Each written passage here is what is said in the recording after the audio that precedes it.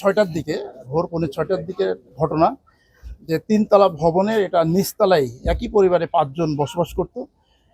সেখানে যে রুমে বসবাস করত সেই রুমে গ্যাস সিলিন্ডার দিয়ে তারা রান্নাবান্না করত।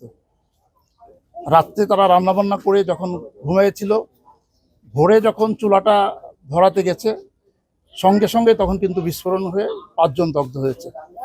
আসলে ছোট্ট রুম, তাদের যে চুলা আছে এখানে হয়তো রাইজার তারা কি বন্ধ করে নাই বা এটা কি লুজ ছিল, যে কোনোভাবেই গ্যাস সিলিন্ডার হতে গ্যাস নির্গত হয়ে রুমের ভিতরে একটা গ্যাসের চেম্বার সৃষ্টি হয়। যখনই এটা চুলা ধরাতে গেছে সঙ্গে সঙ্গে এটা বিস্ফোরণ ঘটছে এবং পাশাপাশি 5 জন দগ্ধ হয়েছে। আমরা বারবার মানুষকে এই অ্যাওয়ারনেসটাই দিচ্ছি যে যে রুমে বসবাস করবে সেই রুমে যাতে রান্নার চুলা না থাকে, রান্নার চুলাটা যাতে আলাদা রুমে থাকে এবং যেখানে চুলাটা থাকবে সেখানে অবশ্যই সামনে একটা জানালা থাকতে হবে এবং সেই জানালাটা সার্বক্ষণিক খোলা রাখতে হবে, অথবা সেই রুমে ভেন্টিলেশন থাকতে হবে।